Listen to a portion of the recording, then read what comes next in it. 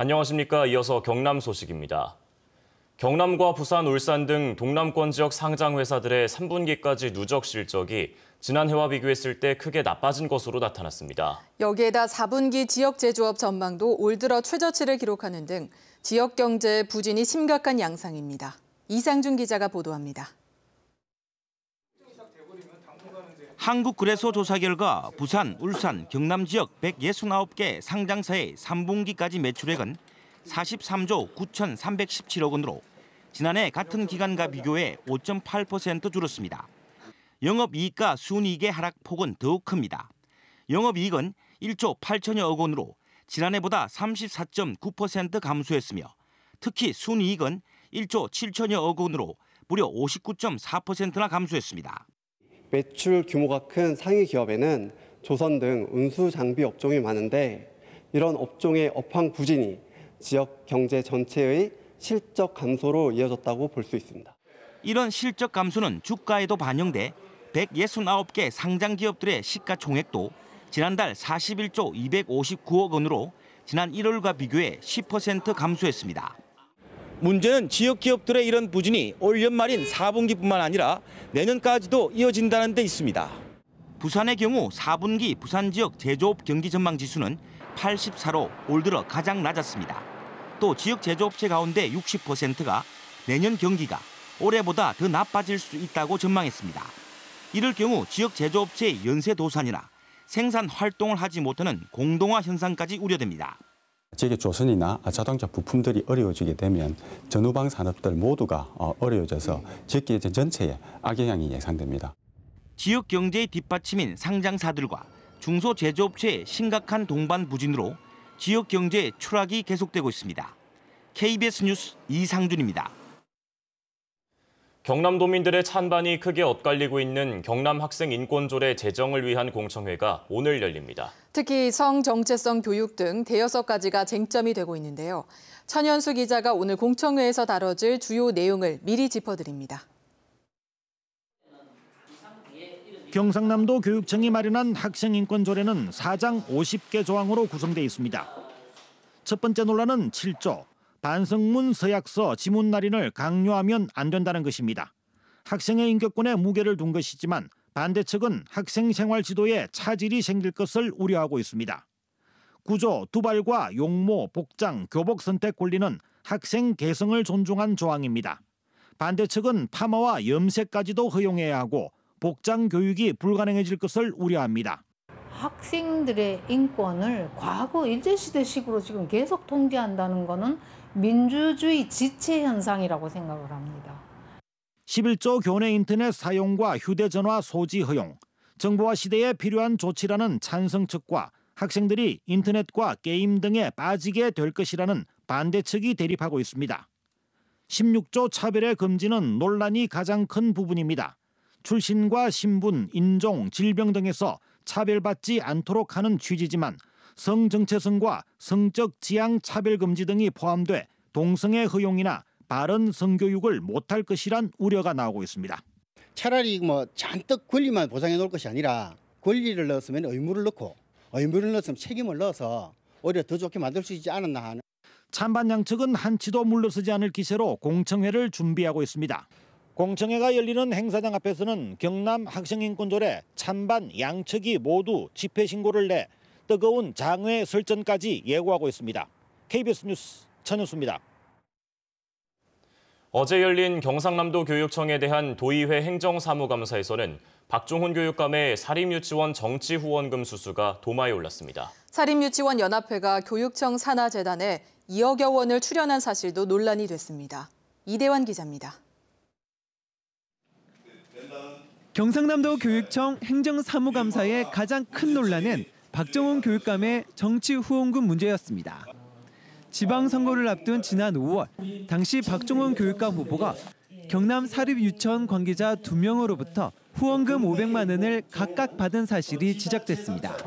사립유치원 연합회 회장을 맡고 있고 그 회장으로부터 개인적으로 500만 원의 정치 후원금을 받았다. 이게 교육 공무원으로서 교육수장으로서 도덕적으로 맞는 이야기입니까? 법적으로는 문제가 없더라도 감사 대상 기관 관계자로부터 정치 후원금을 받은 건 부적절하다는 겁니다. 원하는 정치인들에게 얼마든지 할 수 있는 사항이 아닌가 하는 게 저희 사견이긴 합니다. 지난 2013년도에도 사립유치원연합회가 교육청 산하 미래교육재단에 2억여 원을 출연한 사실도 지적됐습니다. 2억 90만 원이라면 작은 돈이 아니죠. 피감기관 단체에 출연금을 받은 데 대해서 어떻게 생각하십니까? 특히 가족을 동원해 문어발식 운영을 하는 일부 사립유치원에 대한 감사가 전혀 없었던 점도 지적됐습니다. 유치원 하고 또 유치원 이런 부분에서는 감사를 한 적이 있어요? 네, 없습니다. 논란이 되고 있는 경남 학생인권 조례 공청회가 부족하다며 도민의 충분한 공감대가 만들어지도록 공청회 횟수를 늘려야 한다는 지적도 나왔습니다. KBS 뉴스 이단입니다. 농민들은 급등락하는 농산물 가격에 농사가 잘 돼도 걱정, 안 돼도 걱정이라고 하는데요. 경남지사와 농협중앙회 회장이 전국에서 처음으로 농촌 문제를 주제로 토크 콘서트를 열었습니다. 어떤 대화와 묘안들이 오갔을까요? 손원혁 기자입니다. 농사는 힘든 것, 자식에게 농사는 못 물려주겠다. 김경수 경남지사가 표현한 지금 농촌의 어려운 현실입니다. 김 지사는 기본적으로 낮은 농가소득이 문제라며 농산물 최저 가격을 보장하는 경남형 모델을 만들겠다고 말했습니다. 실제로 농협이 협동적으로 농민들의 농가소득을 보장하는 방안하고 정부가 지원하는 게 이 문제만큼은 제가 제 기간 중에 꼭 경남에서 한번 모델 한번 만들어서. 토크 콘서트 상대인 김병원 농협중앙회 회장은 농촌에 청년이 들어오도록 해야 한다며 프로그램을 만들겠다고 말했습니다. 농부 4관 학교를 지금 안성에 지으려고 제 1기로 지사님이 보내주시고 내가 모집을 해가지고 경남의 젊은이들을 제가 육성을 내드리겠다는 약속을 할 수가 있습니다.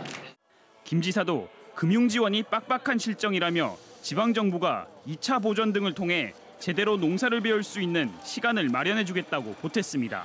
이런 지방정부에서 지원을 좀 제대로 해서 부담을 좀 금융 부담을 줄여줘야 그렇게 해서 최소한 10년은 붙어 앉아서 농사 짓고 하면서 성공할 수 있어야. 김 회장도 농협이 여성농업인과 벤처농업인을 적극 지원하겠다고 약속했습니다. 그렇게 해서 만들어진 제품은 전국에 저희 매장이 현재는 한 2천여 개 되니까 저희 매장을 통해서 여러분의 제품을 적극적으로 판매할 수 있도록. 김 지사는 또 지역 농산물을 지역에서 소비할 수 있는 경남형 로컬푸드 플랫폼도 준비하고 있다고 말했습니다. KBS 뉴스 손원혁입니다. 경상남도의 내년도 예산은 8조 2천억 원대로 역대 최대 규모입니다. KBS 창원 뉴스는 경상남도의 내년도 예산을 주요 분야별로 나눠 집중 점검합니다. 첫 번째로 경제 분야를 짚어봅니다. 조미령 기자의 보도입니다. 내년도 경상남도 예산 8조 2천여억 원의 3.3%인 2,679억 원이 산업과 중소기업에 반영됩니다. 경제 예산의 가장 큰 특징은 지역경제 위기 극복과 산업혁신입니다. 김경수 도정의 최우선 과제는 제조업 혁신. 스마트 공장 확대 보급을 위해 내년에 기업 500곳에 지방비 20%를 추가 지원해 86억 원을 반영할 계획입니다. 제조업 혁신을 강화하는 측면에서 스마트 공장 보급 확산과 이에 대한 전문 인력 양성 그리고 중소기업 R&D 지원을 강화해 나갈 계획입니다. 항공 MRO 단지 조성 242억 원 등 항공산업에 314억 원, LNG 벙커링 핵심 기자재 10억 원 등 조선 해양산업에 50억 원, 미래자동차 핵심 부품 개발 28억 원 등 자동차 기계산업에 78억 원을 지원해 주력산업 고도화에 500억 원대의 예산을 투입합니다. 일자리 안정과 중소기업 육성에도 각각 244억 원과 146억 원이 지원됩니다. 지역 경제인들의 기대가 큽니다. 내년도 경남도 경제 관련 예산에서 눈에 띄는 것은 경남의 미래 산업 경쟁력 확보에 집중하겠다는 그런 의지가 보입니다.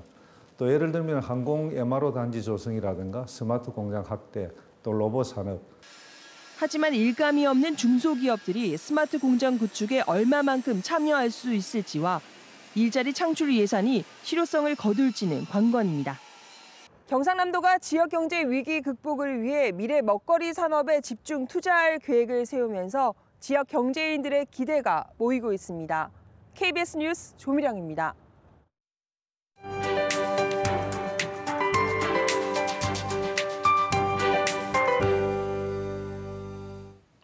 밤사이 기온이 큰 폭으로 떨어지면서 초겨울 추위가 찾아왔습니다.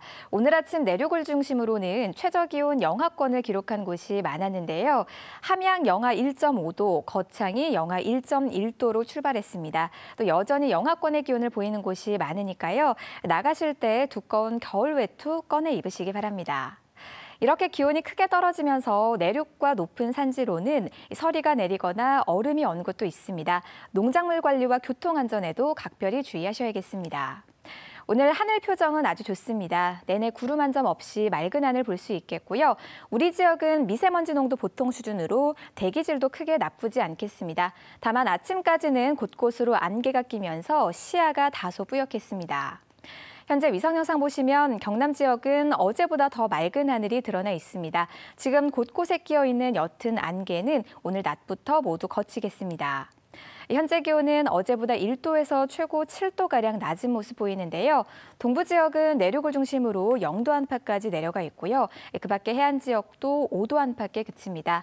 낮 기온은 창녕과 밀양이 14도로 어제만큼 오르겠습니다. 경남 서부 지역은 현재 기온 함양과 거창이 영하 1도로 출발해서 낮 기온은 14도 안팎까지 오르는 등 일교차가 크게 벌어지겠습니다. 오늘 해상 날씨도 좋습니다. 모든 해상에서 맑은 하늘 볼 수 있겠고요. 물결도 잔잔하게 일겠습니다. 내일부터는 하늘 표정이 달라집니다. 차차 흐려져 밤부터 비가 조금 내리겠고요. 모레 새벽까지 이어지겠습니다. 이 비가 그친 뒤로는 창원의 아침 기온이 1도까지 내려가는 등 추위가 더욱 심해지겠습니다. 기상정보였습니다. 경남 테크노파크가 오늘 오후 창원 풀만 엠버서더 호텔에서 스마트 공장 구축 세미나를 엽니다. 경남 중소벤처기업청이 수출 초보기업, 내수기업이 성과를 낼 수 있도록 수출 컨소시엄 사업 참여 업체를 모집합니다. 경남은행이 이동 점포를 활용해 함양 마천초등학교 금융교육에 나서는 등 산간벽지 초등학생 교육을 펼칩니다.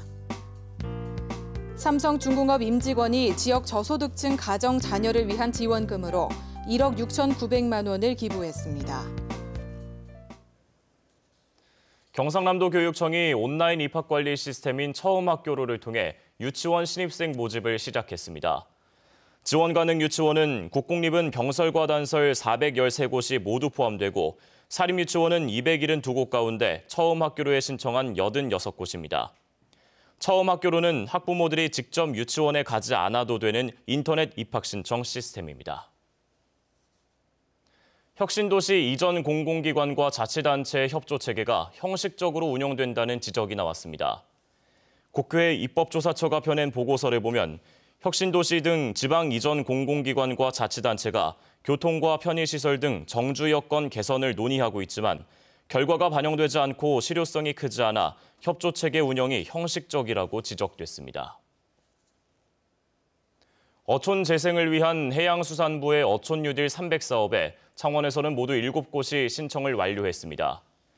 이번 공모에 창원시는 성산구 3귀, 마산하포구 구복과 진동, 진해구 명동 등 7곳을 신청했고 예상 사업비는 889억 원에 달합니다. 어촌뉴딜 300사업은 어촌의 재생을 위해 추진하는 역점 시책입니다. 창원 서부경찰서는 문화재청이 보존 명령을 내린 유물을 임의로 주변 야산에 묻은 혐의로 창원시청 공무원 44살 A씨를 불구속 입건했습니다. A씨는 지난 2011년 문화재청으로부터 창원시 소답동 주민운동장 공사 과정에서 발견된 조선 후기 추정 마의 석불 좌상을 보존하라는 명령을 받고도 지난 2017년 1월 공사장 주변 야산에 묻는 등 매장 문화재 보호법을 위반한 혐의를 받고 있습니다. 뉴스를 마칩니다. 시청해주신 여러분 고맙습니다.